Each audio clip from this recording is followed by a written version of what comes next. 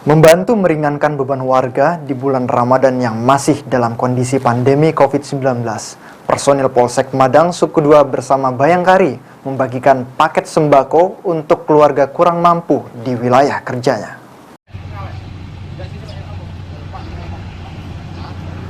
Bersama personil dan Bayangkari, Kapolsek Madang Suku 2 Ibtu Ari Gusman membagikan paket sembako untuk keluarga kurang mampu di wilayah Kecamatan Madang Suku 2. Pembagian paket sembako ini menindaklanjuti program Kapolres Oku Timur, yaitu meringankan beban warga di bulan Ramadan.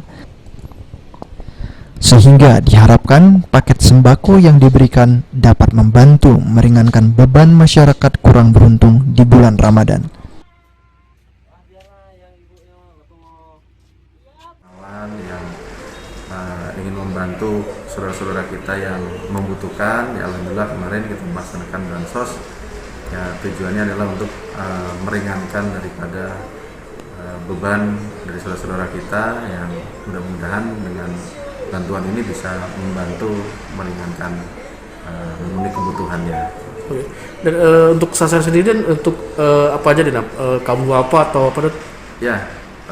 Sasaran sendiri adalah saudara-saudara kita yang sangat membutuhkan, ya, terutama yang sudah tua, kemudian juga yang sudah tidak ada penghasilan, terlebih dalam masa pandemi COVID seperti ini, ya, tentunya banyak yang tidak bekerja, kemudian juga banyak membutuhkan, sehingga kita memberikan sedikit bantuan kepada mereka. Dan untuk bantuan sendiri berupa apa nih, Dan? Berupa aja, Dan? Kemarin kita berupa sembako, ya, ada beras dan lain sebagainya, yang intinya tujuannya adalah untuk membantu meringankan pemenuhan kebutuhan sembako yang ada. Oke.